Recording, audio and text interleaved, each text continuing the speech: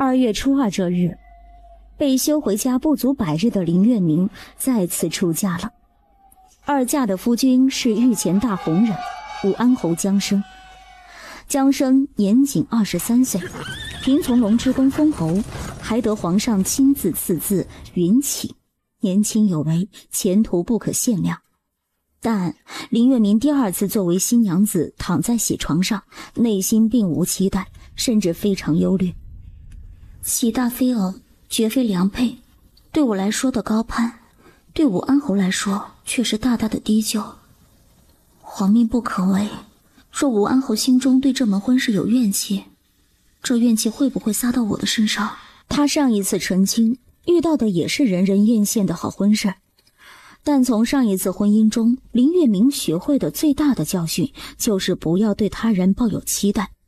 这一次旁的都不奢求了，不求夫妻恩爱，只求不被搓弄，能有个容身之所，好好的活着就好。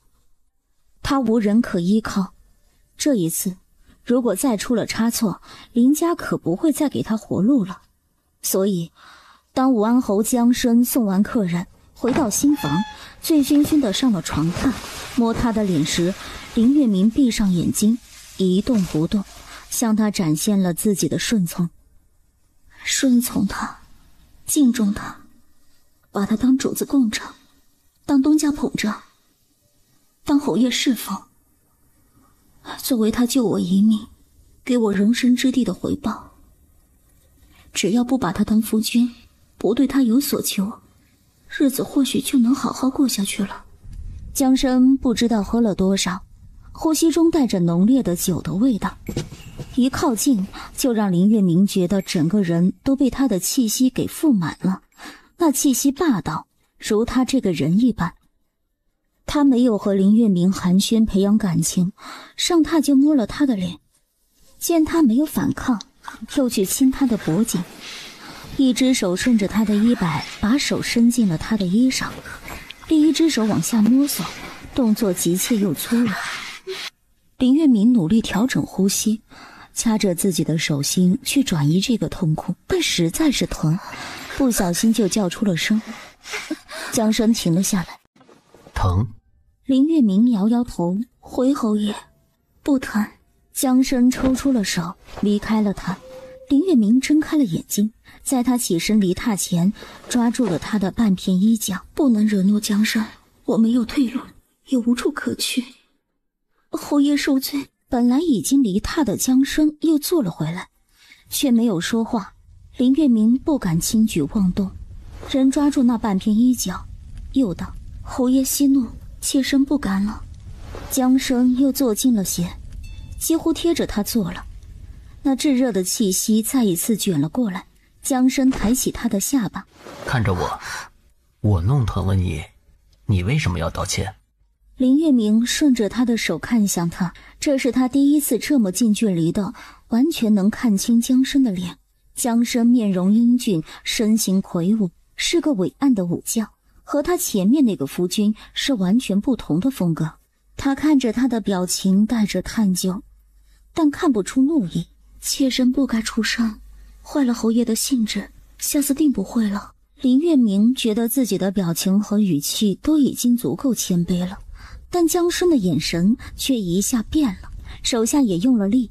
林月明不知道这句话哪里惹到了他，下意识地往后躲开了他捏着自己下巴的手。江生看着自己留在半空中的手，沉声问道：这是他教你的，不准你出声，你躲什么？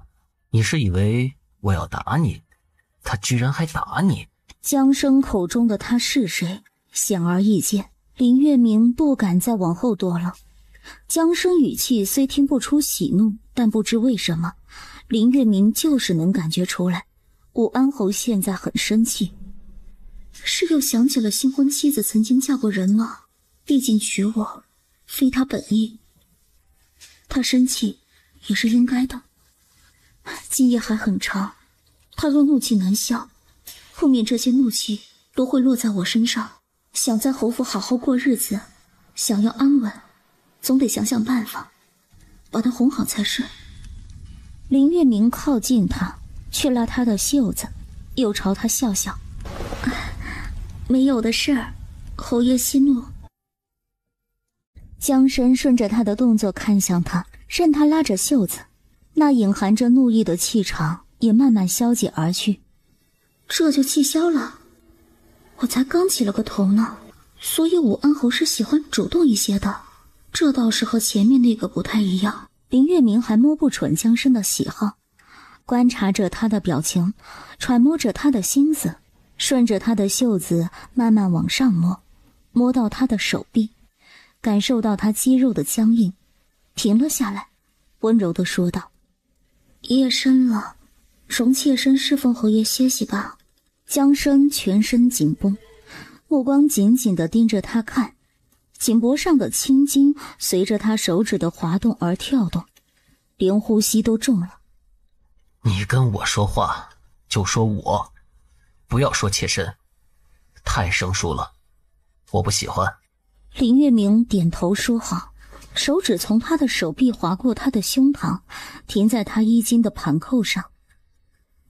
是，我记住了，侯爷。江深喜服上的盘扣并不复杂，但林月明试了2次都没有解开。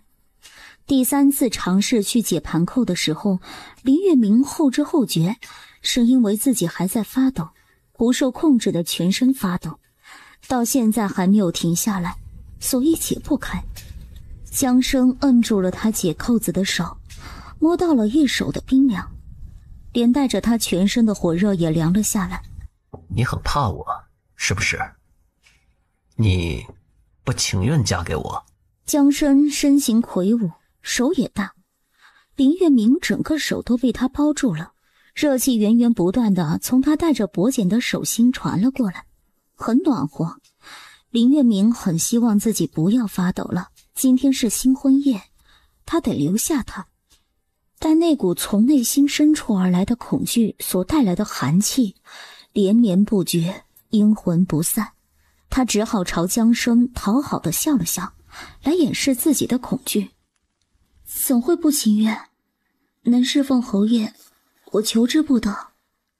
江生不为他温顺的笑容和讨好的言语所动，捞起喜被盖在他身上，将他裹了起来。你明明怕得在发抖，不必勉强，我们慢慢来。江生离了床榻，退了几步，退到连他的影子都从他身上离开，这才自到桌前倒茶吃，是不准备继续的样子。他连吃了3杯冷茶，平息了些，便往外走。到了门口，突然又回头道：“以后你不要说什么侍奉不侍奉的话，也不要叫我侯爷。既已嫁给我，你要么叫我夫君，要么叫我名字。我叫江生，字云起。你还记得我的名字吗？”“是，夫君，我记下了。”江生又默默地看了他一眼，最终穿着喜服推门而去。林月明颓然地倒在床上，觉得这个开头真是糟糕透了。新婚夜，新郎穿着喜服跑了，只怕明天整个侯府的人都会知道侯爷不喜欢这个2嫁的夫人，没有圆房就丢下夫人跑了，登高踩低，处处都是如此。可想而知，以后只怕这府里有脸面的婆子管事都不会把他放在眼里，侯府后宅的日子只怕会很艰难。林月明深深地担忧着，心里想着对策，也不知这次成亲皇上给了他几天假，明日得换个法子再试试，总得把他留下来才是。今日成亲，林月明本就起得早，如今已是夜半，早撑不住了，一边焦虑地想着，一边打瞌睡，迷迷糊糊间好像梦到了上一个夫君陆晨。此次差事急，需要轻车简行，日常用的代谢便是，其他的到当地采买即可。我能不能陪你一起去？我是去替皇上办事，如何能带家眷？再者，你现在管着家，家里大大小小这么多事，如何能丢开手？这是林月明最后一次求他。陆晨走后第2天，他才知道表妹也跟着去了。家眷不能带，表妹却能带。每一次他说的他都信，结果发现都是骗他的话。从很多的期待到小小的期待，到没有期待。陆晨走后第2日，婆婆拿了封休书给她，夫妻缘分至此断绝。半梦半醒中，有人拭去了她眼角的一滴泪，随着那滴眼泪掉落的，还有一声机不可闻的叹息。因为江生的触碰，林月明醒了过来，看着眼前几乎完全陌生的江生，他下意识捂着被子坐起来，也不知道他刚刚梦中有没有乱说话。他西行几步上前，抓住他的手。我以为夫君走了。江生面色未变，对他的梦中一语只字未提。他任他拉着手，另一只手也握上来，将他的手包住。新婚夜我能去哪儿？我见你冷，又让人加了几盆炭火。不知是那新加的炭火起了作用，还是武将天生体热。被江生这么握住手，林月明确实觉得暖和起来。夫君可要歇息了吗？刚刚弄疼了你，是我的不是，我拿了药来。谢过夫君。林月明去拿药瓶，江生却没有松手。林月明看向他，江生也看过来，两人的眼神交织在一起。林月明看懂了他的问询之意，心猛地跳了一下。那眼神的含义很直白。林月明垂下眼眸，夫君，我自己可以的。江生抓住他往回缩的手，不让他逃。我得看看，不然我不放心。在那里被他看着上药，这太奇怪，也太亲密了，甚至带着玩弄的意味。卧房的龙凤花烛燃得正旺，灯下谢完美人，或许是武安侯的嗜好。顺着他，不要惹怒他。林月明垂眸答道：是，夫君。江生今晚一句句让他改口，到这里犹不满足。我是你的夫君，不是你的上官。看着我说话，别老低着头。你觉得好的，不要说是，要说好。你觉得不好的，就跟我说不好。林月明抬头看他，点头答道：好。他拿被子遮住自己，想了想，又在被子里慢慢脱掉了亵裤，然后缩进了被子里。江生火热的手碰到他冰冷的脚踝。怎么脚也这么冰？林月明下意识地把脚往回缩，天生的怕冷。哼，那可正好，你天生怕冷，我天生怕热。哎，别躲，很快就好。林月明被他突然袭击，他整个人都是如被雷击，完全木掉的状态。冰凉的药，火热的手指，粗糙的脖颈，明显的触感，却是一触即走。果然如他说的那一般，很快江生却像是做了件寻常小事般，轻描淡写的上完了药，又给他把被子盖上。有些红了，明日我再给你看看。明天还看？林月明牙齿打着颤答道：好。一边跟他说话，一边脱自己的衣裳。火盆加多了，热得很。没办法，我天生就怕热。他麻利地脱掉喜服，裸着上身，露出一身精壮的肌肉和腰腹处一道成年的伤疤。林月明不能干看着，得表达自己作为妻子的关心，于是找话问他：可还疼吗？都是陈年老伤，疼得快要死掉的时候老早就过去了，哪里还会疼？江生摸着自己腰腹处的伤痕，肯定地答道：疼得很。可是还没恢复妥当，明日我请了大夫来，好好看看，给夫君调理调理才是。江生看他一眼，眼神中终于沾染了半分笑意。他放下床帐，进了被窝，贴着他躺下，轻声问道：新婚第2日就给我请大夫？旁人该不会以为夫人对我不满意吧？床帐放下后，形成了一个小小的私密的空间，共盖一床喜被躺在一起，一个没穿上衣，一个没穿下裳，隔着欲盖弥彰薄薄的布料紧挨在一起，距离直接拉到没有。旖旎的氛围随着武安侯那句暧昧的话不断蔓延滋生，是我考虑不周。林月明侧身的时候，江生也自然地侧躺着追了过来，一只手搭在他的身上，他的脖背贴着他宽厚的胸膛，他火热的脚自然地伸到他冰凉的脚下给他取暖。他在他身后抱住他，呼吸喷到他的耳边，两人的距离近得让他发烫。你用的什么香？搞不清楚他的意图，林月明也不敢乱动，将卧在他怀里。是雪中春杏。江生又凑近了些闻，脸颊几乎埋进了他的衣服里。你自己合的，和店里卖的倒是有些不一样。夫君可是不喜欢？说不喜欢，我现在去换一套衣裳。江生没有说喜欢，也没有说不喜欢，随意的聊着。你以前一直用这个香？以前倒未曾用过，我也是最近刚学着合雪中春杏，可是合得不好。夫君若是不喜欢，明儿我再合些旁的，看看可有合夫君心意的。夫君喜欢什么香，我便用什么香，可好？不必换，这个雪中春杏就很好。夫君若喜欢，不如也试一试。江生衣服上似乎并没有用熏香，看他愿不愿意试一试，他便不再寄语多说。那就明日试一试，今日先睡觉。江生说的睡觉，就真的是睡觉。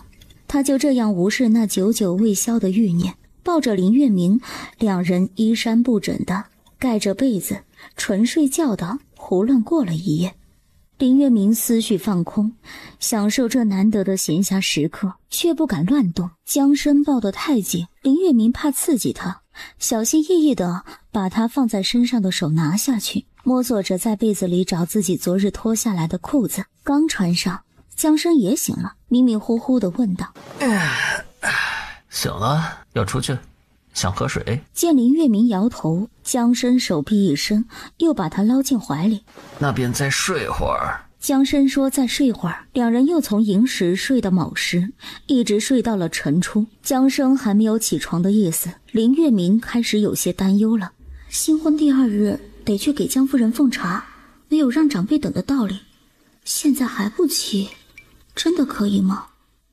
江生也醒了，察觉出他坐立不安的情绪，坐起来道：可是饿了，我让人穿早膳。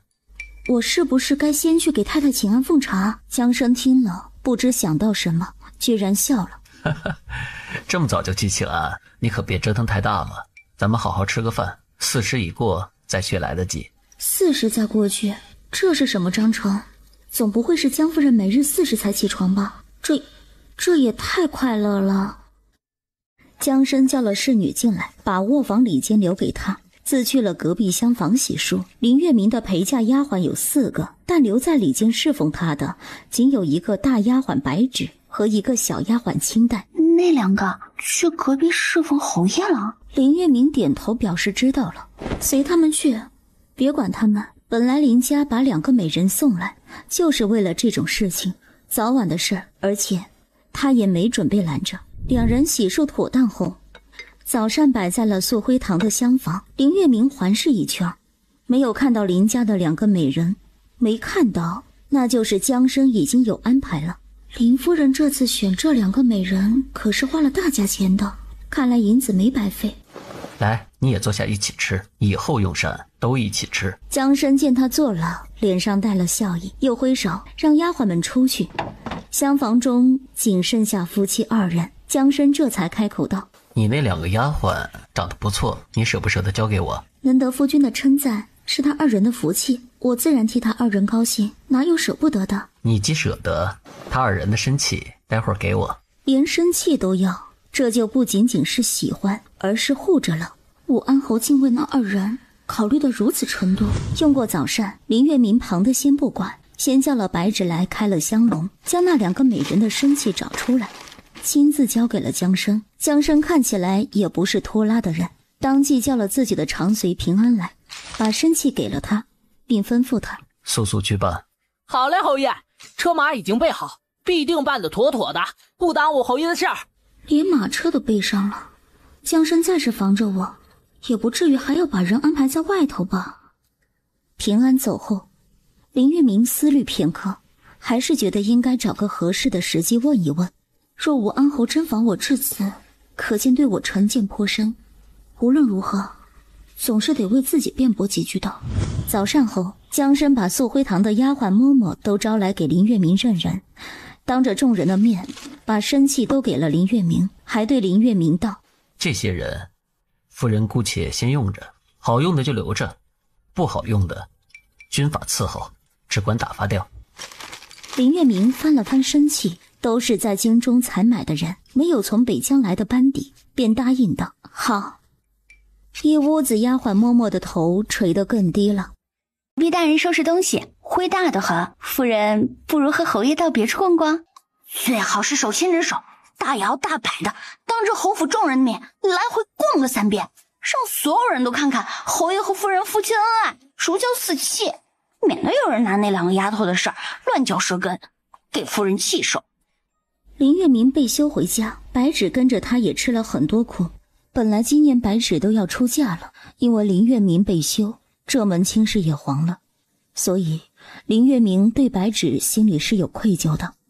见他担心成这样，握了他的手道：“你的婚事都是受我牵连，是我对不住你，早知道去年就该让你成亲，待我在侯府站稳脚跟，定为你找个更好的。”夫人可别这么想，就陆家那德行，要是真成了亲，夫人若走了，哪里还有奴婢的活路啊？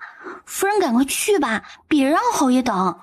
奴婢说句僭越的话，如今侯爷才是夫人的夫君，夫人可得把侯爷放在心上啊。白芷说的对，得把江参放在心上，或者至少表现的把他放心上。林月明出了礼镜，去寻江参。听嬷嬷说江参回内书房去了，便去书房寻他。江参正坐在书房看书，见林月明进来，书也不看了，眼睛就一直盯着他看。刚刚崔嬷嬷来传话，母亲昨晚和秦国公夫人玩叶子牌，2位老人家很高兴，玩到眼时才歇下，让我们4时3刻再过去。林月明走到江参面前，去拉他的袖子，笑道：“既如此，天色尚早，尚有闲暇，夫君闲暇时都爱做什么？我陪夫君。”江参反手抓了他牵袖子的手，将他拉到自己腿上坐着，又把脸埋进他的脖颈，嗅着他衣服的味道。闺房之乐，为夫甚爱，夫人也作陪吗？当江参再次把手伸进他衣裙里时，林月明没有像昨日那样发抖了，靠得如此近。他有些吃惊，他与那2个丫头难道没有成事？不然他现在的状况要怎么解释？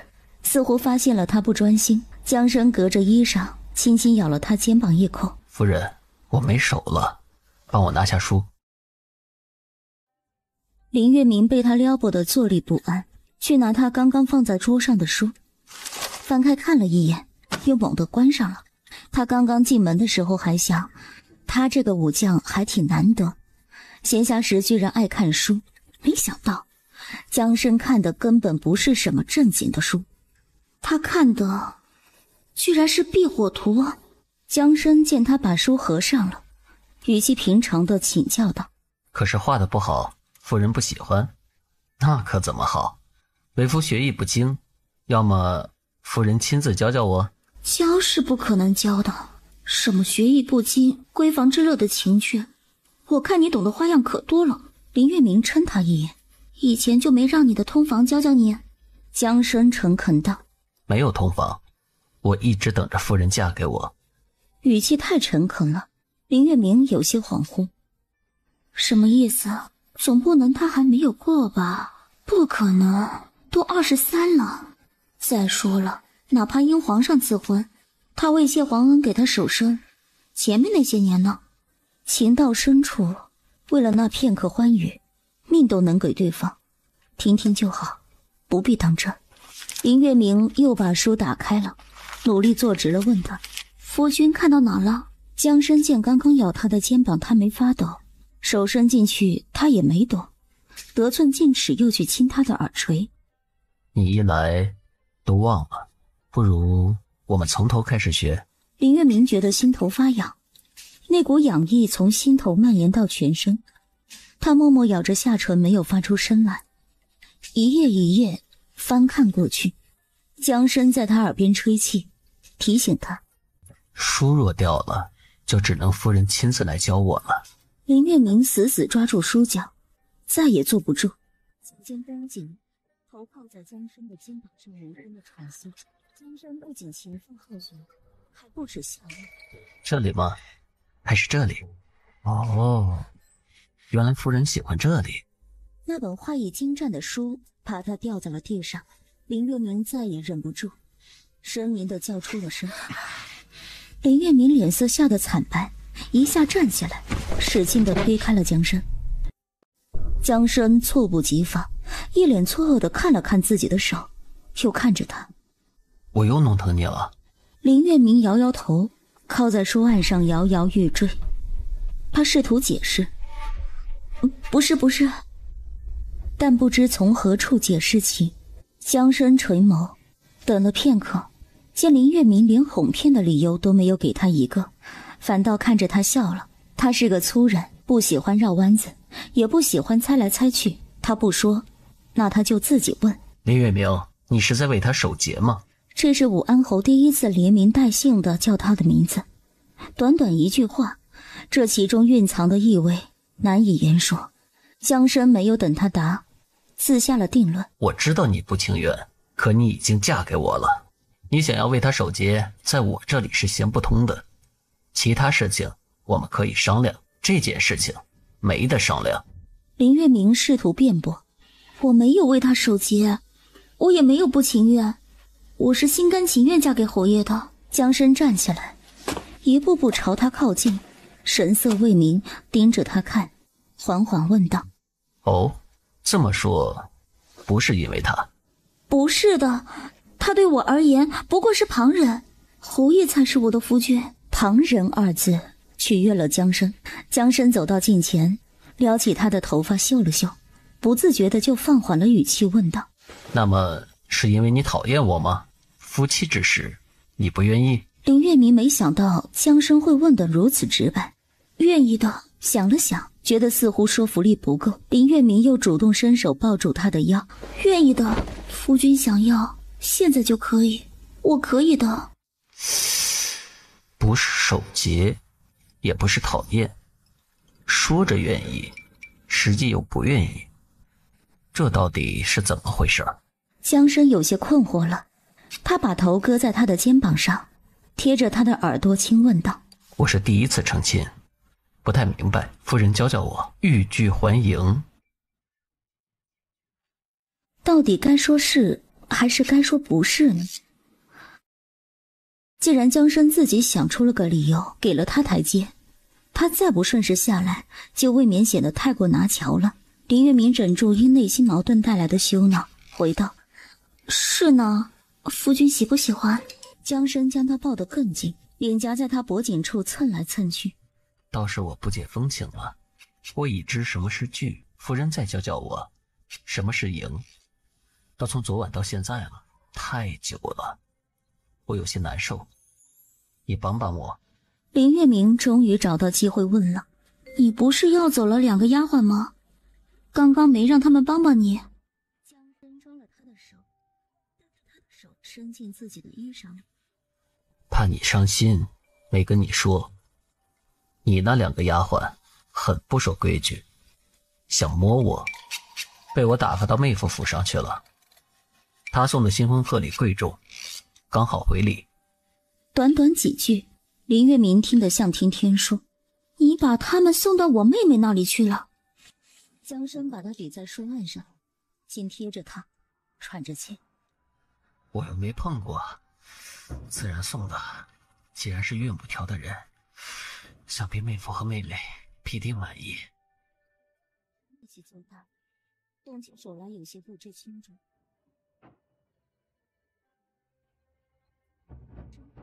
手心发痛，手腕也被他捏得生疼，举起压着他倒在书案上。武安侯这么穿起来倒是蛮好听的。又过了一阵，江生似乎平息了，放了他起来，退后2步，半躺在椅子上，眼睛发亮地看着他，声音却暗哑道：你过来。林月明腰疼手也疼，正苦恼的拿帕子擦自己衣裙上的脏污，听他这么说，吓一大跳。不行的，40都过了，我们该去给太太奉茶请安了。江生衣裳裤子乱成一团，就这么大大咧咧地摊给他看，也不收拾，就那样看着他，好像意图发起攻击的狼在看他的猎物。刚刚是我自己来的，不算数，你过来。怎么能用这么英武正气的脸说出这样不知羞耻的话来？林月明眼神躲避。不行的，江生想要什么，可不接受别人说不行。所以你想在桌上？也可以。外面传来白芷和崔嬷嬷说话的声音，估摸着是江夫人急了，来请人。林月明催促江生，语调中甚至带了哀求之意。不是我推拒，现在真的不行的，晚上好不好？你快把衣裳穿好，被丫鬟看到，像什么样子？江生这才慢条斯理地整理自己乱成一团的衣裳，见他还在擦那团明显擦不干净的脏污，居然还说风凉话。哦，夫人衣裳脏了，可怎么办呢？林月明真的被他气死了。昨晚他还觉得他是个好说话的好人，现在看来，根本就是昨晚大家都还不熟。这个人坏得很，他刚刚就是故意弄到我裙子上的。白芷已经在门外催了。侯爷，夫人，太太来请了。林月明在犹豫，正举棋不定时，江生终于良心发现，推开了书房里间的门。来挑一套。书房里间靠墙摆了10几个香笼，林月明打开2个看了，都是新衣裳。他随手拿了最上面的一件比了比，是他的尺寸。江生暴毙在门口看他，就这套，不带挑挑？都是给我做的，做了不说是大傻子。江生可不是大傻子，他不仅说，还说得特别详细。那自然，平安特意去江南采买了料子，我请了10几个绣娘，比着你的尺寸，连绣了几个月，过年都没歇着，可算赶出来了。江生为什么会有他的尺码？这事儿倒是有些缘由的。去年夏日，秦国公夫人做寿，林月明在宴席间隙，正巧遇到弄湿了裙子的江家三娘，也就是江生的妹妹。为了周全，外出时习惯带到衣裳备用，是林月明的习惯。见江家三娘着急，林月明便应急借了套衣裳给她。后来江家三娘回了谢礼给她，衣裳却一直没还，一套衣裳罢了。林月明也没去找他要。江生把礼件留给他，我去应付崔嬷嬷，你换好再出来，我喜欢看你穿新衣裳。相处一日，武安侯是什么脾气秉性，林月明大概也摸到了个边了。可能是刚刚的事情拉近了距离，林月明没有那么怕他了，语气中带出几分气恼之意。我今日穿的就是新衣裳，你何必巴巴的回我一套衣裳，平白糟践东西。林月明温柔顺从时，也没见江生有多高兴。现下他带出点小脾气来，江生居然高兴了。就该这样，你觉得不好就跟我说不好，我就高兴了。被骂了还高兴了，这是个什么脾气？打你2巴掌，你高不高兴？当然这话不能说，也就只能心里想想。林月明不跟他打口头的官司，服软道：你行行好，帮我拦一拦崔嬷嬷，我要换衣裳了。江生心情愉悦，哼着小曲儿，关上了门。林月明和江生刚刚在书房里耽误了时辰。崔嬷嬷是过来人，一句话都没抱怨，反而穿过花间小路，带着新婚夫妻抄近路去见江夫人。有2个少女在花径的尽头正等着他们，林月明还都认识，一个是江生的妹妹江家三娘，另一个是皇后的妹妹秦家五娘。元启哥哥，秦姑娘口中叫着江生，眼睛却盯着林月明看。以前林月明年少见识少，还没法一下读懂旁人眼神中的含义，如今却是一眼看去，一个眼神交织，便能看懂秦姑娘看他的眼神带着敌意。林月明收回了手，江生眼明手快，抓住他往回收的手，拉近了看了看，问他手酸了，待会儿给你揉揉。林月明任他拉着，又朝秦姑娘看去。你们俩怎么不在太太那里？可是太太在催了。秦姑娘目光落在2人相连的手上，本想优雅的翻个白眼，没发挥好，眼睛抽抽2下。江家三娘看着秦姑娘，关切道：我姐姐，你怎么了？眼睛不舒服？秦姑娘哼了一声，斜眼又看过来，江家三娘更关切了。吴姐姐，你脖子怎么歪了？是不是昨晚枕头太高落枕了？江生也关切道。既是不舒服，快找大夫看看，怎的还到处乱跑？哼，这对木头兄妹。秦姑娘哼了一声，转身就走。吴姐姐，你不是来看我嫂子的吗？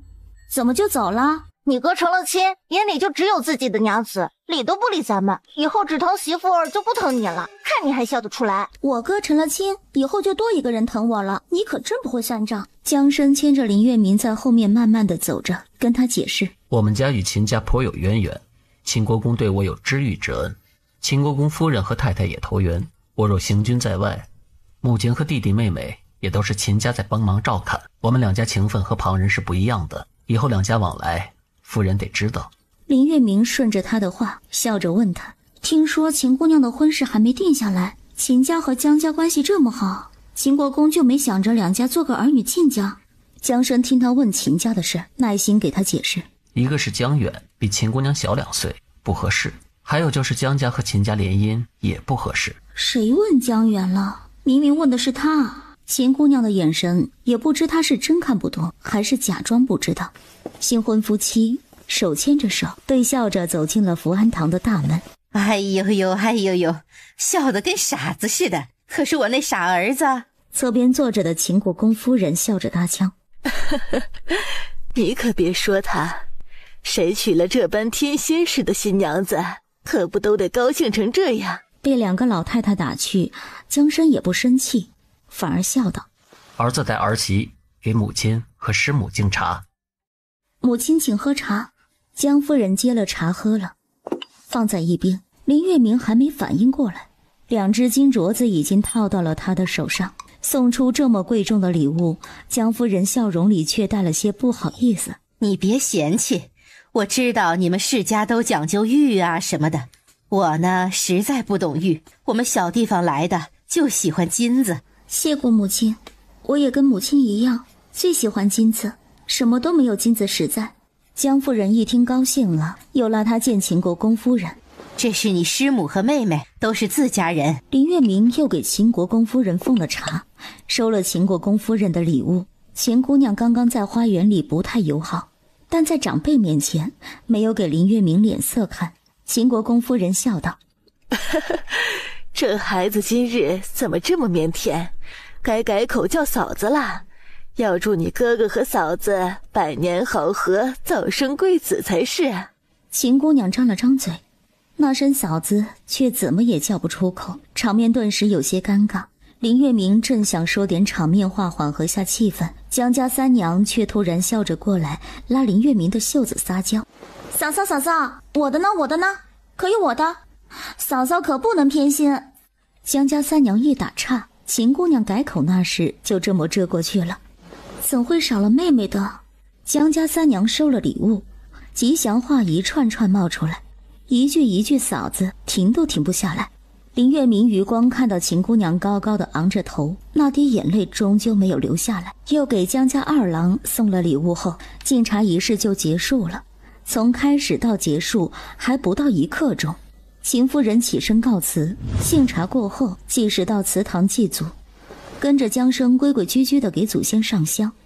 祭拜完祖先，江生对林月明道，有件事委屈了你，我需对你说，我江家祖上没有显赫的出身，世代皆狩猎为生。英雄不问出处，夫君不靠祖上余荫，仅靠自己便可封侯拜相，自是世间少有的盖世英豪，与我何难委屈之说。况且夫君，我林家祖上也是种田的，我们也算是门当户对吧？江生被他逗得直乐。我看你胆子真的大得很，当着祖宗的面也敢诓骗我。你的祖父林公是何许人也？连我这个不读书的武将都知道，当世大儒也。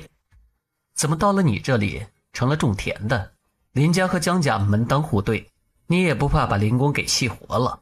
林月明摇摇头，很诚恳道，林家耕读世家，如何不算种田的？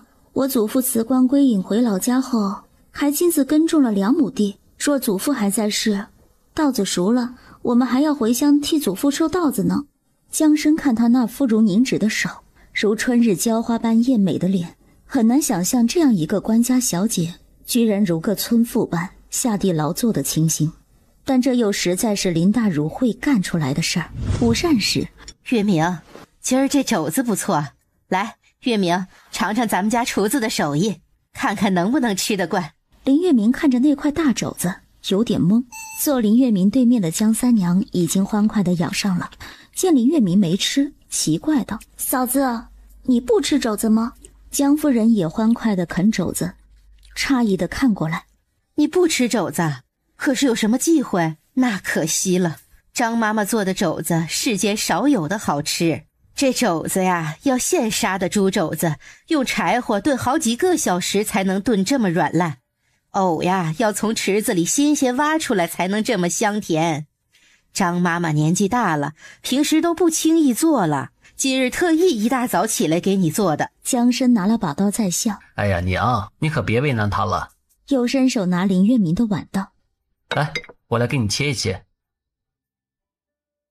不管了，难看就难看吧，要紧跟上官的脚步。上官在那大口吃肉，自己就得大口吃肉，不用切。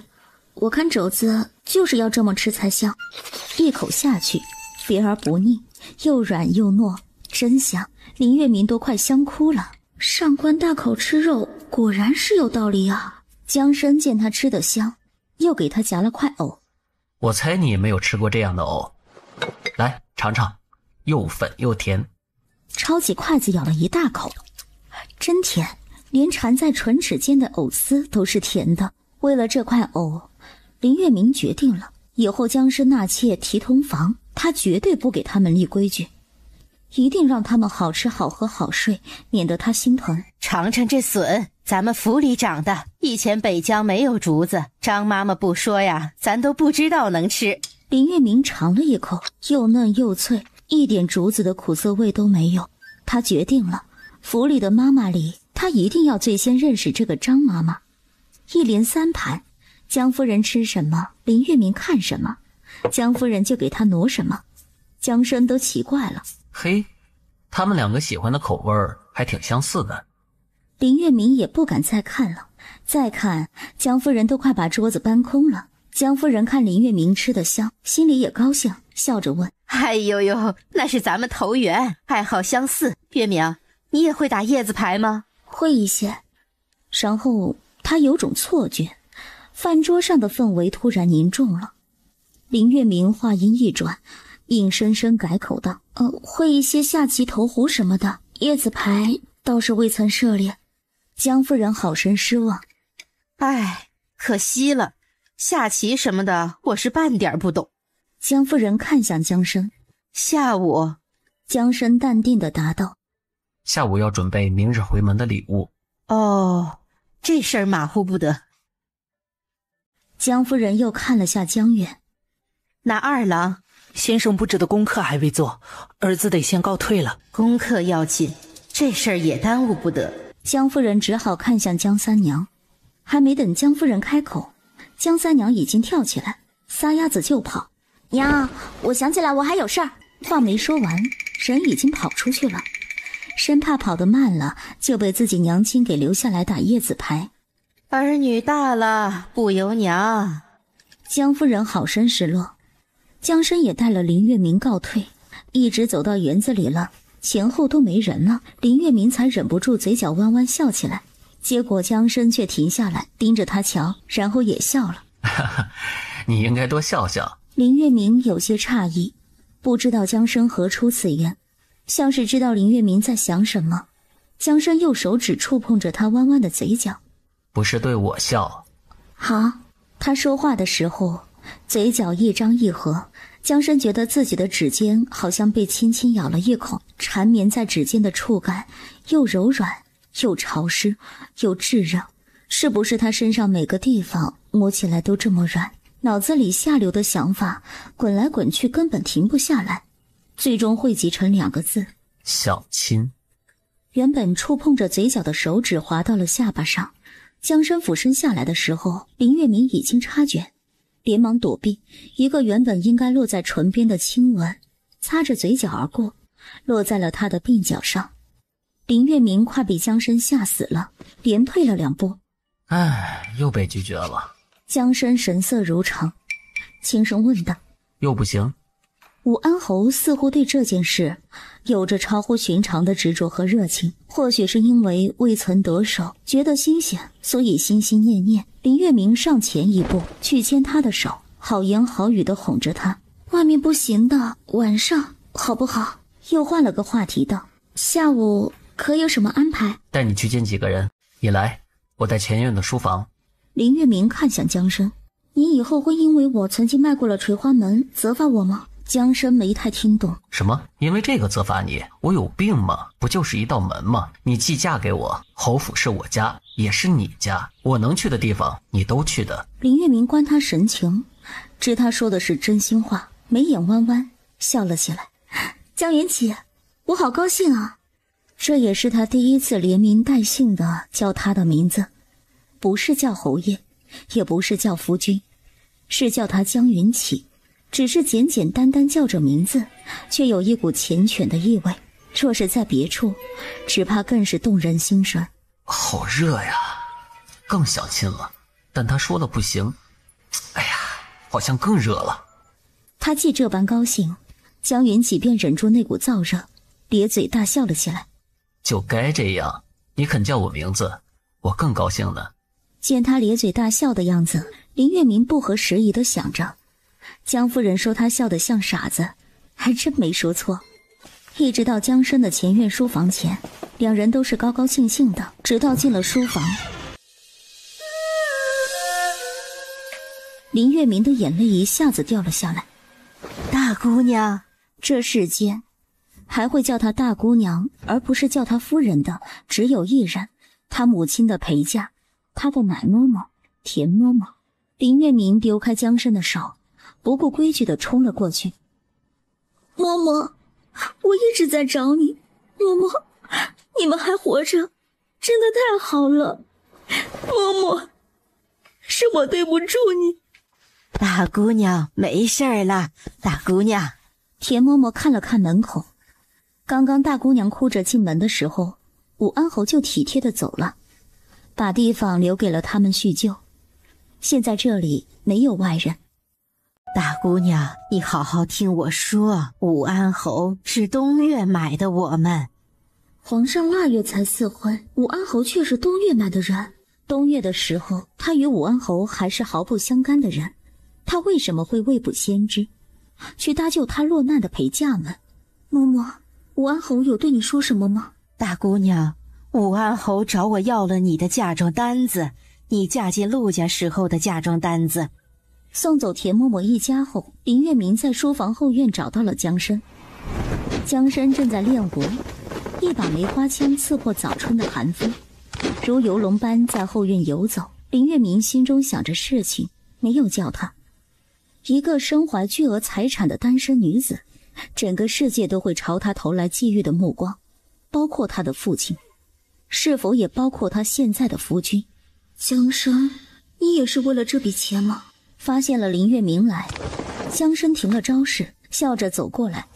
哎，怎么这么快？我还以为你要留你的奶嬷嬷吃饭呢。林月明没有提及嫁妆单子的事情，神色如常地笑道：嬷嬷天生闲不下来，在这没什么事做，强留她反而不自在。江深低下头来，温柔地看着他。林月明以为他有悄悄话要说，靠近了些，疑惑地看着他。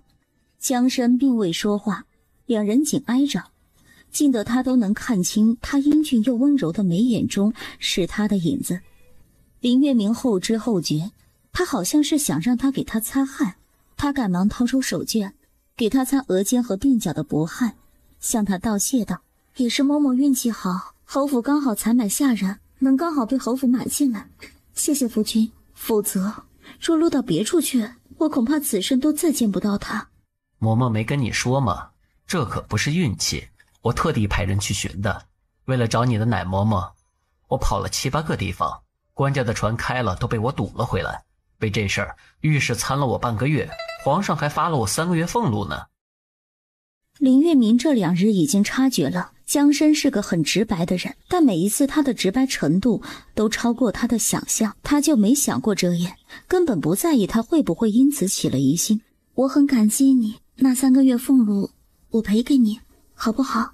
江深喉结动了动，眼神从他的眼睛移到了他一开一合的唇上，声音暗哑地说道：我又不缺银子，何须你赔？不过你要真谢我，便该拿旁的来谢我。那眼神显而易见的不太清白。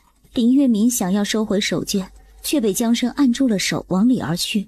那柔软的手帕下是江深砰砰直跳的胸膛。江深之前说他没有通房，林月明现在有些信了。里面的衣服也湿了，你再帮我擦一擦。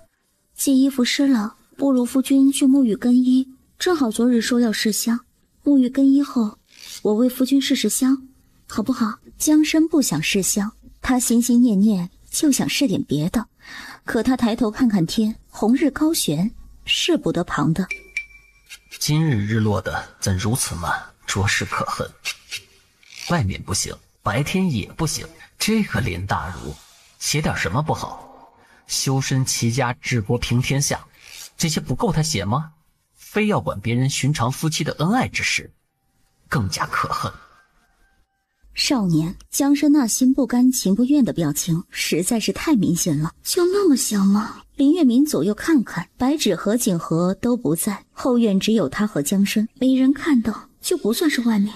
林月明上前一步，踮起脚尖，攀着他的手臂，唇角在江深欲求不满的脸颊上轻轻碰了碰。正欲退时，江深伸手揽住他的腰，亲了上来，姿态倒是杀气腾腾，势在必得，奈何经验不足，铩羽而归。江深的唇齿重重撞在了他的下巴上，江深吓坏了，再顾不得那些乌七八糟的想法，慌忙捧了他的脸看。对不起对不起，我看看。林月明下巴都被撞红了，眼眶里还挂着因为疼痛而带出的眼泪。江深看他不说话，更慌了。是不是很痛？我给你叫个大夫来看看。不过被撞了下，缓了缓就好，哪里需要看大夫？林月明看着江深那忙忙慌慌如临大敌的样子，突然就有些想笑。见他笑了，江深也松了口气，回过神来，只觉挫败，不知道怎么面对他。36计，走为上计，溜了，先跑了再说。江深不好意思地放开他。我先去沐浴更衣，待会儿试香。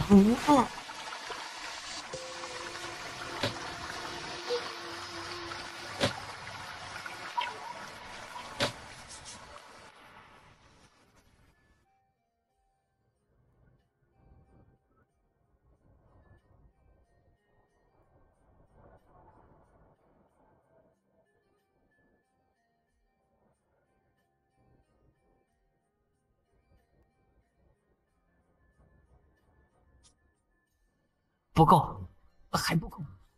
你不是要去沐浴更衣，想跑没那么容易。躲什么躲？不准跑！我说什么时候停，什么时候再停。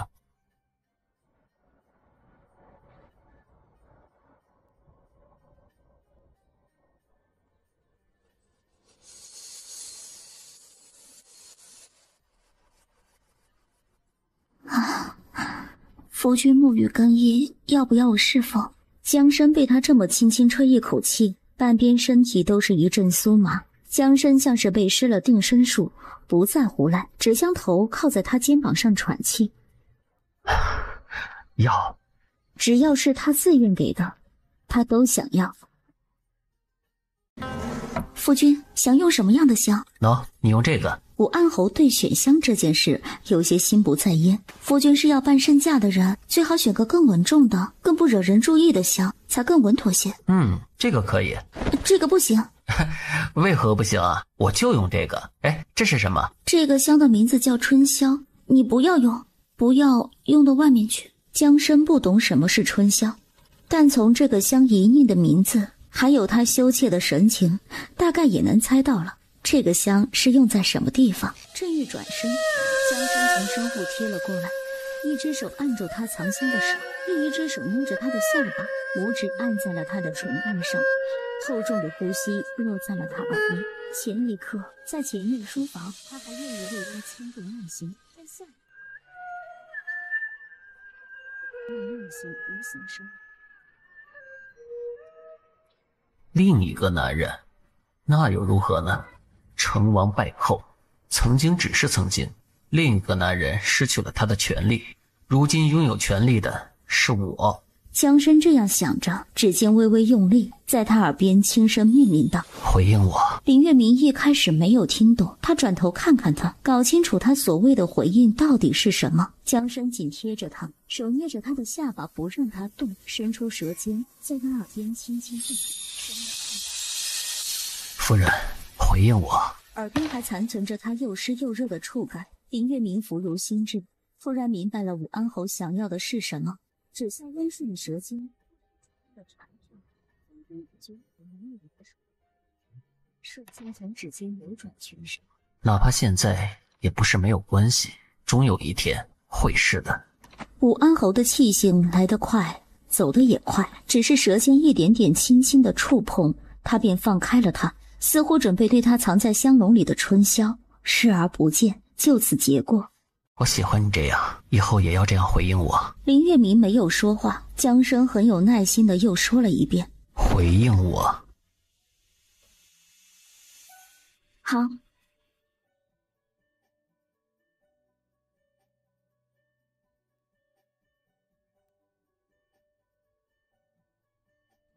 为了做到他想要的回应，适逢江深沐浴更衣的时候，林月明主动增加了两人之间的眼神接触和肢体接触。抬下手，江深非常配合地把手抬了起来。给他退衣裳的时候，两人隔得很近，连呼吸都纠缠在一起。江深一直看着他的脸，有几次甚至低下头，像是想亲上来。随着林月明从上到下流连的目光，昨夜灯下就已经见过的腰腹处的伤痕，因为腹肌的跳动，看起来更加明显。林月明记得他昨天说还疼，犹豫了下。还疼的话，找个大夫看看吧，万一……夫人别担心，虽然隔得近，对旁的没有影响。谁担心这个了？武安侯有时候真的太气人了。林月明单方面决定，今日的主动回应到此结束，切无影响。水快凉了，就不耽搁侯爷沐浴了。林月明说完就走，都不给江深挽留的机会。江深看看那吱呀关上的门，再看看还穿在自己身上整整齐齐没有动过的裤子，有些怀疑他那看起来柔弱谦顺的小娘子是不是借故跑掉了。前一刻还浓情蜜意，下一刻又冷酷无情。江深把自己扒了干净，泡进浴桶中，长长的叹了口气。他摸着自己起伏的胸膛，觉得自己的心一上一下，好像在被他柔软的双手珍重地捧在手心上，翻来覆去，拿捏蹂躏。林月明看话看得入了神，直到江深带着一身水气快走到他近旁时，他才察觉。好话呀！夫君觉得此话好在何处？不瞒你说，画画这事儿我是一窍不通。你问我哪里画得好，我可说不上来。只是看了这画就觉得，若住在这样美的画里，那肯定是无忧无虑、美得不得了的好日子。岁月静好，无忧无虑，美得不得了的好日子吗？林月明选了一盒香料，递到江深面前。夫君不如先试试这个香，这是清远香。若旁人用的，我便不太喜欢。林月明打开盒盖给他闻，这清远香是我新合的，我自己都还没来得及试，也不知改得怎么样。夫君帮我试试。江深这才高兴了，他不去接盒子，反而抓了他的手，就着他的手闻了闻。不错，闻起来有些像松木、百香。燃起来后，香味会更浓郁些。我合香的时候多加了几分干松和百灵，减少了林香草和丁香，这样木香为主，药香为辅，花香次之。相比于寻常的清远香，花香要弱一些。夫君觉得可以吗？确实和寻常的香不同。可以，我喜欢这个香，其他的香都太甜了，我一直用不惯，所以寻常都不爱用。不只是我，连皇上有时候都抱怨这些大人身上的香太甜腻了，闻着头疼。江深说喜欢，让他多了几分信心。难怪我铺子去年生意差了许多，我若把其他的香也按这个思路改一改，放在铺子里卖，你觉得如何？其他北疆来的大人们可会买吗？江深看着他笑，这事儿啊，你就放心交给我，你把我的衣裳熏一熏，过几日销假了，我去他们面前晃一晃，包他们来买。想到什么，江深笑容收敛了些，又说道：说到铺子，倒让我想起件事。月明，岳父大人可是谈了你的嫁妆吗？江深问他林大人是否侵占了他的嫁妆，林月明没有答，而是保持了沉默。他一步到琴桌前，抚着松风琴，笑着说道：焚香自该有琴音相伴，我为夫君弹首曲子吧。林月明跳过了嫁妆的话题，江深也没有追问，因为沉默本身就是答案。我太久没练了，你多担待，将就听听。你怕什么？你尽管弹，我又不懂琴，就算是弹错了，难道你还指望我能听出来？那倒还不至于弹错，但是江深这么说，确实减轻了林月明的心理压力。指下琴音渐渐流畅起来，待一曲终了，林月明才惊觉自己竟弹完了一整首《潇湘水云》，足足弹了半个时辰。没注意时间，弹了这么久，让你久等了，你肯定觉得有些无趣。林月明，你刚刚弹琴的时候好像在发光，我好像听到了江水滚滚奔腾的声音，你弹的是不是我的名字？江深云起时，水接天余处。林月明特意为江深弹《潇湘水云》，自然是因为这首曲子暗合了他的名字，只是他惊诧于江深居然听懂了情意。我也要给你弹一曲。林月明实在太惊诧了，把位置让给他。我就会半首，还弹得不好，你才是要将就着听听。江深目视松风琴，上手拨琴弦，琴音泄出。咦，江深很紧张，琴音一下就变了调，不自信地问他：弹错了？没有，你继续。江深继续弹奏，说道：不该错呀，我跟着秦家四郎练了好久的。江深弹完半段，刚刚弹到月亮升起，照在花林之间，就期待地看着林月明。如何？指法没有弹错，江深高兴了。那是自然，我学了大半年呢。林月明见他要停手，疑惑道：不弹了？弹完了，我就会这半首。半段也能算成半首？好吧，武安侯高兴就行。林月明换了话题：夫君既喜欢清远香，不如我为夫君把明日要穿的衣裳熏香试试。这得今日熏好，静置一夜，明日才好穿。江深头发干得差不多了，正好也准备出门，回道：行，我去料了一点事情，你先忙，晚上等我，我们一起去找母亲用膳。待江深去卧房梳头换出面的衣裳了，白芷这才进了厢房来，却见白芷在一旁欲言又止，支支吾吾，明显是有话要说。怎么了？出了何事？夫人，侯爷刚刚自己在找衣服穿，连头发都是自己梳的。林月明诧异地看向他，苏辉堂原来屋里伺候的丫鬟呢，就没一个跟着侍奉的？听丫鬟们说啊，他们都是去年的时候刘妈妈买进来的。以前侯爷都住在前院，很少来苏辉堂住，他们手上在做的都是些洒扫的活儿，连库房的钥匙都还没有人摸过呢。这意思竟然是苏辉堂里面以前居然没有屋里侍候的丫鬟。白芷又道：夫人，侯爷把那2个人送走了，那是不是得另外提几个丫鬟进屋伺候？此话也是正理，江深的日常贴身事总得有人做，你这2日再观察看看，现有的丫鬟里可有侯爷中意的，或者手脚麻利聪明伶俐的，你先教起来。白芷得了指示，知道怎么做了，便也不再提。江深出门一趟回得晚，2人到了福安堂，差点错过饭点，江夫人几人已经在等了。早知道你回来的晚，我就不该这么早收牌桌，下午我的手气可好了，真是可惜。我去了趟秦家，把刘妈妈送回去了。早就该处置他了，虽他是秦家来的有情分，一般贪点银子我也就忍了，可他来咱们家这不到1年，大宅子都偷偷置办了3套，年前还在京城偷偷收了好多地，不知贪了咱家多少钱财。这样的大耗子，亏母亲和哥哥你们能忍到现在。江宁，平日里我是如何教你的？知恩要图报，不要做那忘恩负义之人，你可是都忘了？母亲你别生气，我知道秦家对我们有恩，若是宅子和田给了秦家，我也不说什么，只是我觉得刘妈妈又不是秦家，刘妈妈不过是个下人。刘妈妈不是普通的下人，她是秦国公夫人的陪嫁，一直帮着秦家在京城料理老宅的，是秦国公夫人面前的老人儿。当初我们刚来京城，两眼一摸黑，连去哪儿买下人都不知，秦国公夫人特意把她的陪嫁送过来，是为了帮衬咱们，这是她的好心，受了人的恩惠咱得领情，钱财不过是外物，别为了点银子因小失大，把2家的关系给搞坏了。江夫人说完，又看向林月明：月明，你说是不是这个道理？母亲教导女儿，做媳妇的最好还是不要插嘴，但江夫人都问过来了，他自然得说点什么。母亲说的极是，仆人盗窃主家财产可是重罪，若让有心人牵扯出说秦家的仆人在我江家盗窃，这以己太子母族的品德，清流的御史们口诛笔伐，恐怕还会影响到太子的清誉。虽江家是天子近臣，不宜和皇子朝臣走得太近，但也最好不要树敌才是。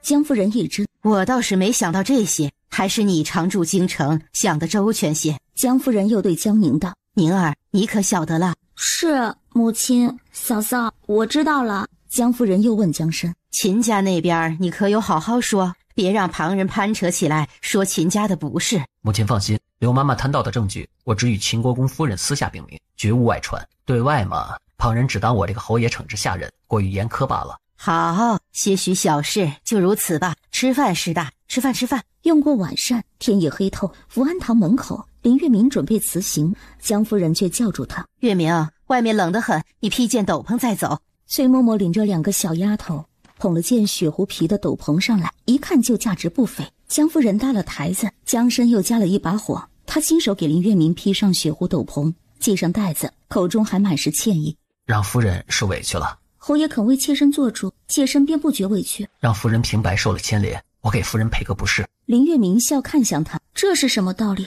我得了这斗篷，受剑之皆走，为我如为虎，你如何还要给我赔不是？什么受剑之皆走？江深根本就没听懂，他也没恼，也没觉得丢人。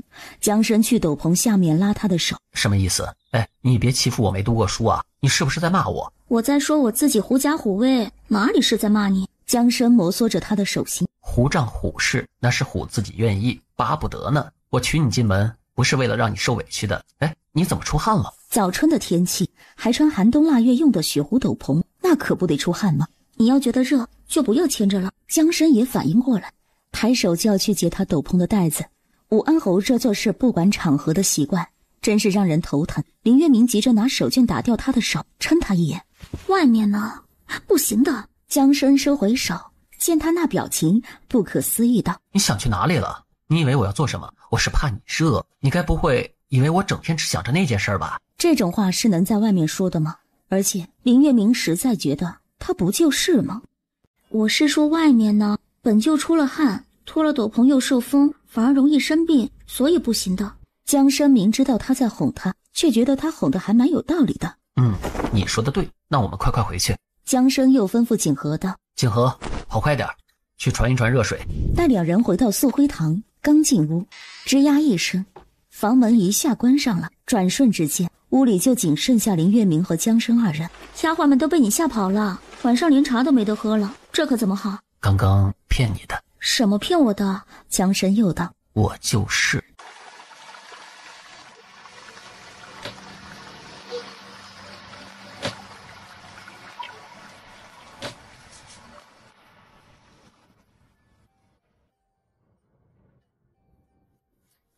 一直想着，看到你就想着，想了一整天都停不下来，就想。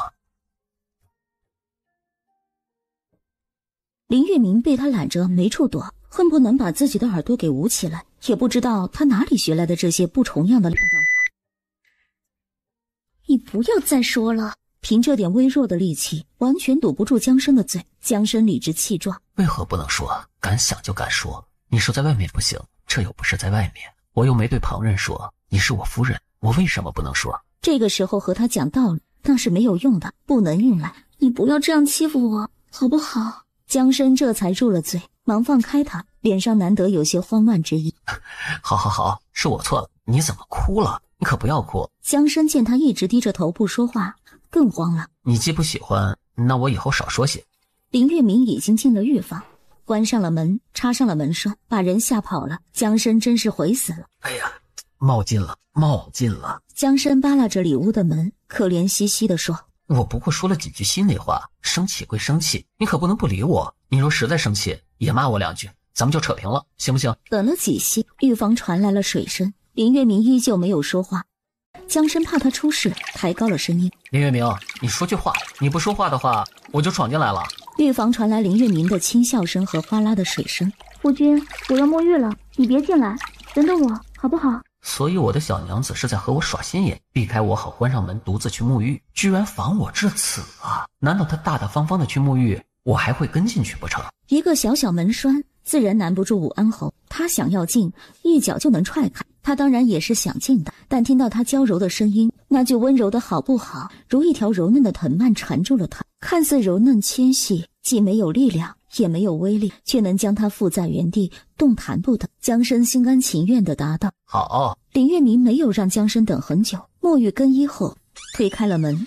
江生已经自己换了寝衣，坐在床边等着他了。迎着他灼灼的目光，穿着寝衣，散着头发，带着还未全部散去的清香和水汽的林月明一步一步走了过去。江生目光一直追随着他，没有说话。林月明把手攀在了他的肩膀上，江生还是没有说话，也没有动。在他手下的肩膀肌肉绷得紧紧的，武安侯看起来似乎比他还要紧张的样子。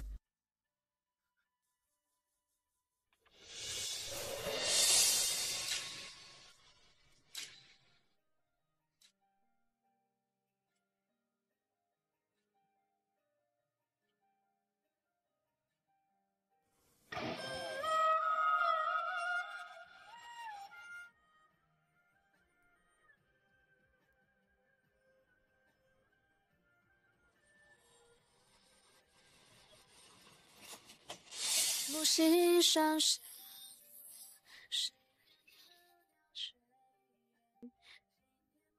不还没有家后，师父说江湖就在身，谁会听他话？身边琐碎破事人。他把手伸进他藏起来的被角，一下子掀开。林月明睁着大大的眼睛，眼神中却空无一物。有一瞬间，江生甚至怀疑，在他身下的不是一个真人。原来他是这么不情愿吗？林月明过了好一阵才发现，江生坐在床上在看他，那眼神中是破碎的痛苦。林月明也坐起来，他想去牵江生的手，刚碰到他的手指，江生却一下子把手拿开了。显而易见，武安侯生气了。林月明又去牵他的手，这次江生甚至往后退了一步。林月明抱住他的腰，将脸贴在他起伏的胸膛上，小心翼翼地说道：江云奇，你不要生气了，他不过是因为害怕，所以在奉承他罢了，并不是他真心想做的。而他想要的根本就不是他的讨好，心里又气又痛。我就该当场拂袖而去，撂他2天，让他好好反省反省，看他还敢再拿这些虚情假意来糊弄我。江生想是这么想的，心和身体却各有各的活法，心里想着拂袖而去，身体却怎么都不听使唤，说要走，脚没动，把他揽在了自己的怀里。我不是跟你说过，你觉得不好就说不好，你怎么不说呢？这又不生气了。林月明越发觉得武安侯这人真的挺好相处的，是个挺宽容的人。他抬头亲了亲他的下巴，因为我觉得好。哼，明目张胆的胡说八道。江生真想把这个骗子丢出去，军法伺候打板子。军法打板子是要扒裤子的，他本来现在也不如正法。乱七八糟的想法突然就闯进了江生的脑子里，丢是丢不出去了。他甚至无意识地将他抱得更紧，嘴上却道：你这个没心没肺的骗子，你是不是在拿捏我？我对你坦诚相待，你却如此对我，真该打你一顿板子，让你长长记性。江生最终也没有真的动军法打林月明板子，他甚至给了他一个承诺：你不用这么怕我，我答应你，若非你心甘情愿，我绝不勉强。我现在就是心甘情愿的。哼，那你自己来呀，让我看看你有多心甘情愿。你怎么这么欺负人？江生真是要被他气死了，将他连人带被子的按在腿上，狠狠地打了他2下。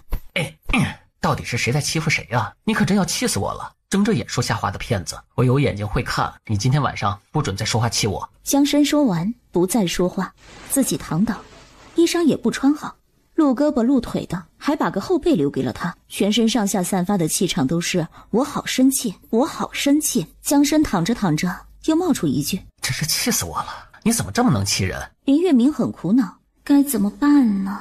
是不是该说好话哄哄他？可是他又不准我今晚再说话。林月明有些举棋不定，正想着对策，江生突然又从床上跳了起来。林月明吓了一跳，以为他是气不过要走，结果江生走到他的梳妆台前，拿了东西又回来了，语气凶巴巴地说：躺下。他又改变主意了。林月明按他的要求躺下，看着他手上的药瓶，好像是昨天那个，对，昨天他是好像说过，今天还要看的。江深如昨日那般给他上完了药，又干巴巴地说：“还疼不疼啊？”林月明躺着不起来，可怜兮兮地说：“我是不是可以说话？”江深给他把被子盖上，然后收拾着穿自己的衣裳。我是不准你说话气我，不是不准你说话，真是越想越气。你自己睡吧，我去前院了。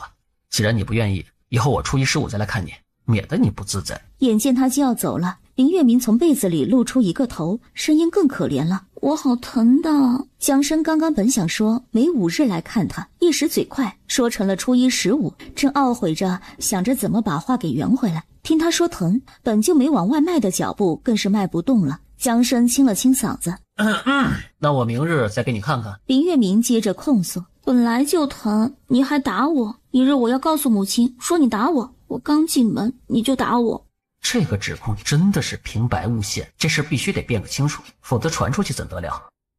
江深这下更是走不了了，抬脚上了榻，捏着他的嘴角拆穿了他：“让我看看这嘴怎么长的，这么利！讲清楚了，我明明打的是被子。”待他走近了，能够得着了，林月明顺势就抱住了他的腰，用脸蹭了蹭他的手心：“是呢，是我瞎说的，你不要生气，也不要走。”江深也不知道怎么回事，稀里糊涂的，原本要走的人就被他拉着，又跟着他躺下了。林月明抱了他一只胳膊，小心翼翼的用嘴唇碰了碰他的脸颊，声音软绵绵的：“一日还要回门，不生气了，睡了。”脸上被他碰过的地方，软软的触感久久不散。江深真是被他折腾得没脾气了，长叹了一口气：“好。”可能是熟悉了些，林月明这晚睡得比昨日更要踏实些。一觉醒来的时候，外面的天居然已经蒙蒙亮。果然懈怠二字一旦开始就再也停不下来，越懈怠越快了。他这边有了动静，江深很快就醒了。虽然昨晚他像是很生气，但一觉醒来没有再翻旧账。见他面色艳艳的，伸手摸了摸他额头：“怎么了？病了？”那一刻，林月明居然真的冒出了干脆病了就不用再回林家的想法。林月明立刻坐起来回道：“没有，我现在就洗。”江深像昨日那般想把礼间留给他，自去厢房洗漱。林月明叫住他：“何必跑来跑去？又不是摆不开。”白芷带着一串丫鬟们进来侍奉主子梳洗，丫鬟们排排站开。林月明一眼望去，白芷已经把素辉堂最标致的丫鬟们选进来伺候了。林月明看向镜子里的江深，问道：“你要走我2个丫鬟，屋里伺候的人就不够了，我提几个人进屋伺候，你觉得可好？”“行，你看着办就好。”“夫君喜欢什么样的？”江深把手上金钗往林月明发髻上一插，像欣赏作品一般端详着他的脸，说道：“你用的丫鬟，选你喜欢的就行。”林月明觉得头皮都沉了一分，江深却很满意：“不错。”“夫人，唇脂要不要换个颜色啊？”林月明从来没有试过这样的装扮，不太确定地看向白芷：“会不会太张扬了？要不再减几分？”“哪里张扬了？夫人正该这样好好打扮才是。以前竟不知鲜亮的颜色竟如此合适夫人。”林月明又看向江深：“夫君觉得呢？”江深满脸惊艳之色，不用他答，只看他表情便知道他很喜欢。“你这样真好看，我很喜欢。”哪有当着这么多人的面说这种话的？纠正了他这么多次，他也不改。他是一家之主，他就是规矩，既他喜欢，那便不动吧。新黛捧了雪狐斗篷过来，林月明正要穿，江深按住了那斗篷：“昨晚你都觉得热，今天白日里这么大的太阳，只会更热。待会儿要去母亲处辞行，咱们直接走，不去福安堂。这个时辰，母亲还没起呢。母亲大人也没什么其他爱好，就爱睡觉，打打叶子牌，耍个刀法。以后你若是早上想出门，自己出门便是，可千万别去搅扰母亲睡觉，扰她清梦。”原来如此，幸亏江深提点他。江深主动说到出门的事，林月明便正好顺着他的话问他：“那我以后多久可以出一次门？”江深诧异地看向他：“多久是什么意思？你想出门就出门啊？”林月明试探说道：“那我1个月出去个7、8趟可以吗？”“只要你不嫌累，每天出去个7、8趟都行。不过你要出门呢，别的不要紧，人得多带点，让你的丫鬟提前跟江父说，让他给你备好马车，跟江武也打声招呼，让他给你配对侍卫，免得外面遇到事情吃亏。”林月明听了想笑：“我要么去趟朱雀街买东西，最远也不过去青郊黄觉寺拜拜菩萨，或去庄子里踏踏青，又不出远门。京城天子脚下，朗朗乾坤，太平的很，又不是出门打架，哪里用得了这么些人？你心善不与人结仇，以为人人都和善，却不知这世间有些恶人可不跟你讲道理，专找善良人的麻烦。对这种挑事的人不必多说，打他一顿他就消停了。出门带够人，这事儿你得听我的。好，我晓得了。若我出门，定会找江武要人。江生这才满意。林月明扶着江生的手上马车，白芷看着夫人进了马车，正想跟着进，却见武安侯紧随其后也进去了。哎，侯爷居然不骑马？他总不能这般没眼色的也上车，去给侯爷找不自在吧？白芷脚步一转，自然的就往车后走，去找另一辆装着回门礼物的马车。平安本坐在车前，见他来了，跳下车来，笑道：姑娘请。您客气了，我坐车后就好。劳烦姑娘帮忙看一下回门的礼物，我们这些粗人做不得这些细活。说完也不待白芷回答，平安已经往前面去找江武。江武兄弟，带我一趟。待平安已经往前面去了，白芷这才上了装回门礼物的马车。马车行不到片刻，林月明就把头靠在江生的肩膀上，闭上了眼睛。江生摸摸他的额头：你是不是病了？怎么早上起来就没精神？林月明声音中带着倦意：困了。啊，那你睡会儿，到了我叫你。侯爷，好像有人在林家香铺闹事。江生问林月明：要管吗？京中治安是京兆府之责，民间纷争也该当由京兆府巡卫来管。禁军守的是天子安危，夫君你来管这些，似乎不太合适。林家香铺，哎，不是你的铺子吗？你的铺子有人闹事，咱们不用管？现在已经不是我的铺子了。那你就这样算了。为人子女者，不算了，我又能如何呢？夫君希望我做什么呢？去京兆府告他吗？江生很不赞同。子告父，京兆府是告不赢的，咱们也不用去京兆府。这铺子既是你的，就是你的，管他是谁，不用跟他讲什么道理是非，我替你抢回来便是。这事我替你管，不能就这么算了。林月明观察着江生的神色，觉得他似乎是认真的。他试探问道：你今日带这么多人，难道是打的这个主意？总不能明目张胆的去林府抢房契和地契吧？江生笑得有些嚣张。为何不能？我就是抢了，林大人还能去皇上面前告御状不成？其实铺子本身并不值钱，当年祖父置办这个香铺，花费也不过3000两银子，不值得夫君为此搭上自己的名声。林月明啊，林月明，真是人不可貌相啊，可算让我逮着了。你是不是惯会睁着眼说瞎话哄我？我虽然不懂做生意，但也不是你1、2句话就能糊弄的。铺子是不是值钱我不知道，但香料生意值钱我是知道的。却香之税鼎盛之年何止1000万贯，要不然秦家四郎能为了抢户部香务司主事的活忙活了这大半年。香税1年多少银子，他竟心中有数。他好奇问他：香税1年1000万贯，谁告诉你的？秦家四郎他这么说你就信？这可不是秦家四郎说的，是皇上跟我说的。怎么，皇上说的还有假？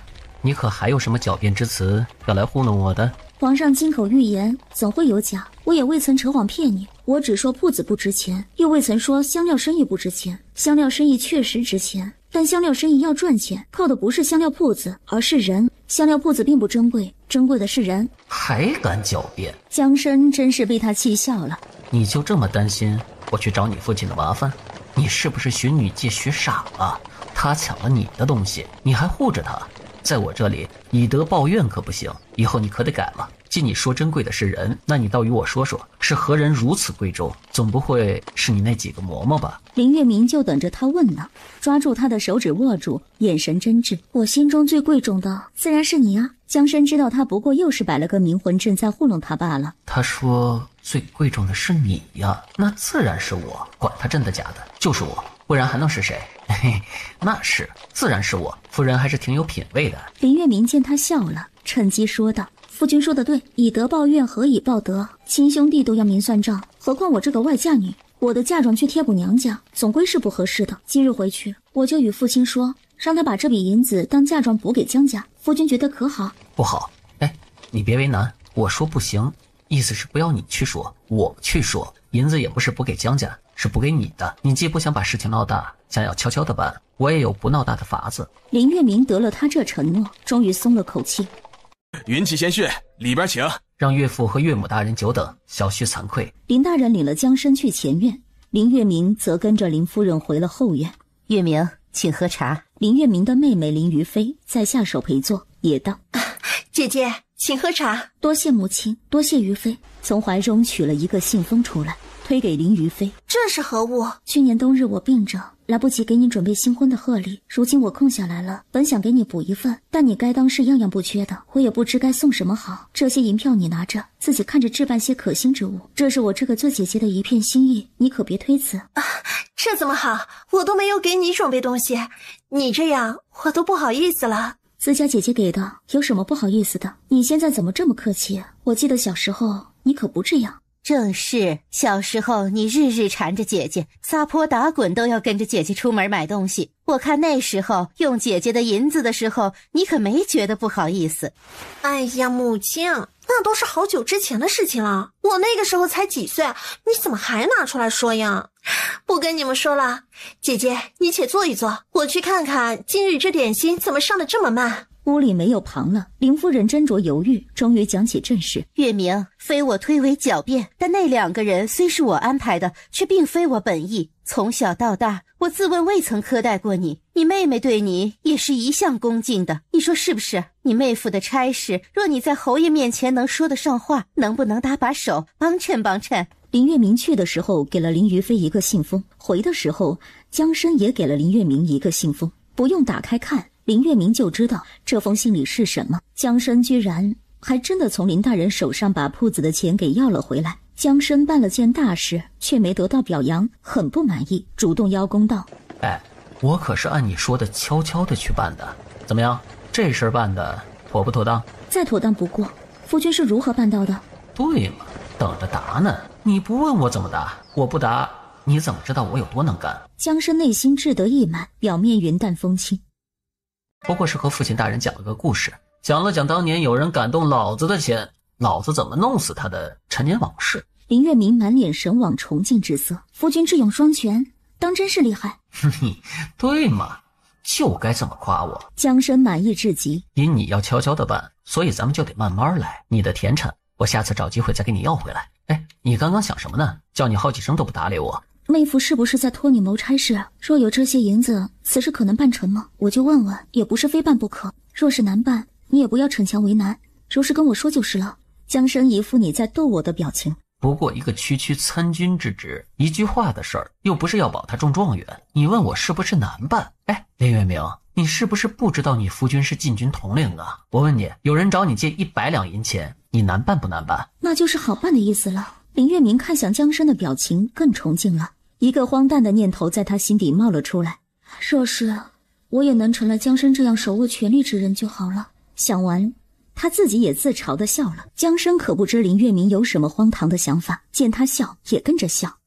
你对你妹妹的事儿还这么上心，跟你妹妹关系还挺好的？自然是极好的。我弟弟虽有好几个，但就这么一个妹妹。因着这个极好的，江参当场就答应了。行，你给妹妹送封信，让咱张家妹夫后日下午申时到北衙来找我。林月明注意到了这个后日，问江参：夫君是日后要销假回宫当值了吗？对啊，后日你我一起去宫里谢恩，我给你讨了个诰命，明日钦差回来家里宣旨，你准备准备。怎的这么急？你怎么不早些说？我没有诰命符，如何去谢恩？这一日之内拼死拼活也赶不出来呀，这可怎么好？哦，夫人连诰命衣裳都没有，可怎么办呢？这个熟悉的气死人的语气，林月明明白了。你连诰命符都提前给我做好了，书房那几箱衣裳里花这么多功夫做的，摆在你面前，问了你要不要再挑一挑，近在眼前了，你都不肯看一眼，还怪我不早说。夫人如此不讲道理，哎呀，以后我的日子可怎么过哦？这听得让人牙痒痒的语气，林月明气得真想咬他一口。他真心觉得迟早有一天他会被江参这狗脾气给气死的。拿来。江参挑眉，你倒不问问我是什么？夫君这么英明神武，连诰命符都准备好了，自然不会忘了花差官。你行行好，帮帮我好不好？江参这才开了盒盖，取出里面的花差官来给林月明带。夫人且看看是否妥当。劳烦夫君务必找个可靠的人，把东西收一收。明日要早起，晚上不要一直想着圣旨的事，静心，早点睡。林月明看过去，是啊，他昨晚是说过以后都去前院睡，初一15才来看他的，今天才初4，离15还有11天呢。林月明就看着他，没有说话。他又道：那我走了。说是走，脚步一步没动。林月明拉住他的袖子：好，说是好，拉袖子的手却没放下。一对小夫妻就这么你看着我，我看着你，在月色下对望，直到躺在苏辉堂的床上，听着自家夫人睡着后清浅的呼吸声。江生都没搞明白自己怎么又没走成呢？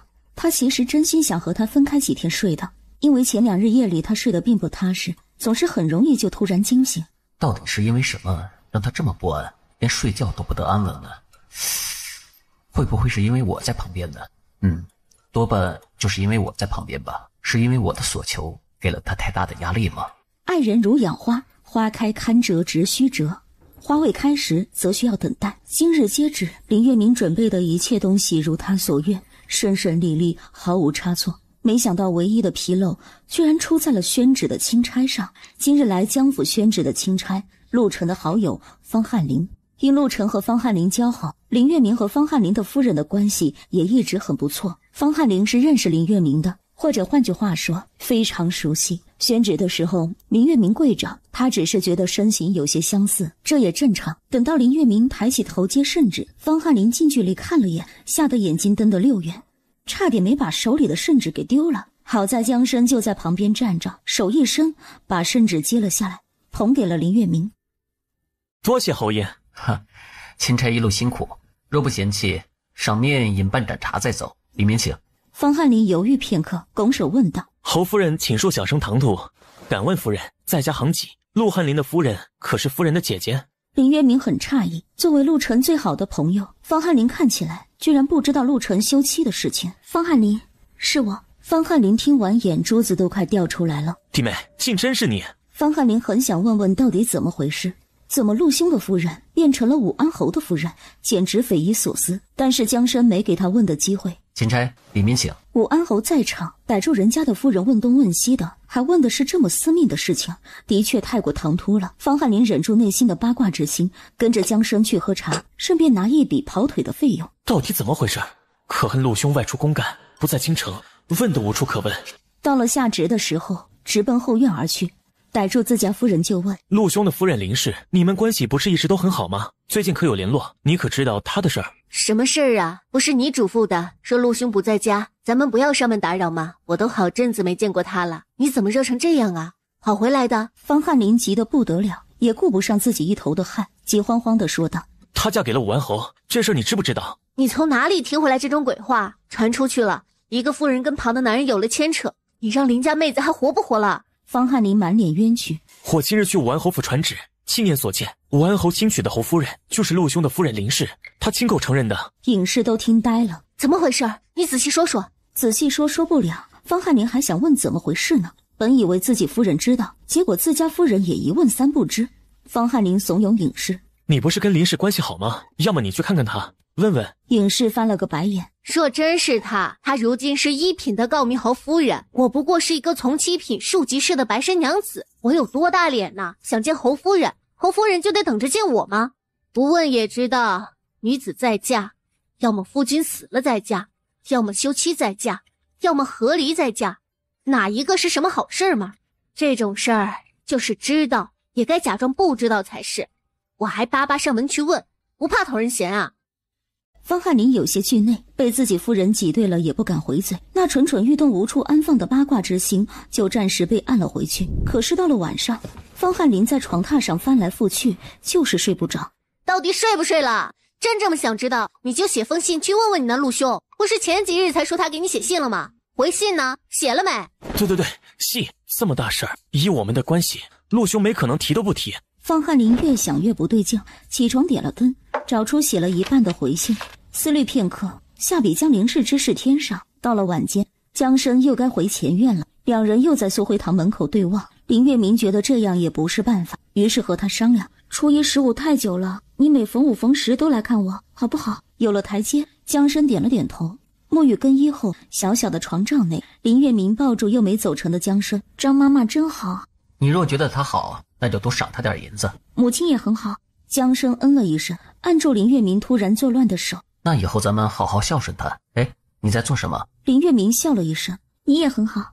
被人拿捏要害，江生动弹不得。片刻后，看着已经睡得香甜的林月明：哎，这种事情也能半途而废。你呀，你怎么这么坏？被人无端指责，全然不知的林月明自是无从辩驳，不知是不是梦到了什么，脸上还带着一丝笑，用手指碰了碰他带着笑容的脸颊。我想欺负你，你想了会不会哭呢？江生看了他一会儿，自言自语道：算了，你肯定不会在我眼前哭的，你在心里哭我又看不到。许久之后，有人在这黑夜中喃喃地说道：林月明，你也很好。江生要去萧驾上朝，江夫人和林月明要去宫里谢恩。快到了宫门东华门，两人得分开了。我先走了，你别紧张啊，真没事的。带你和母亲出宫，我来接你。好，我晓得的，不紧张的，公事要紧，不必接的。你快走吧，门口那公公是不是在看你？江生转过头，见东华门口竟是乾清宫首领大太监汪公公在。那是汪公公，你先下来。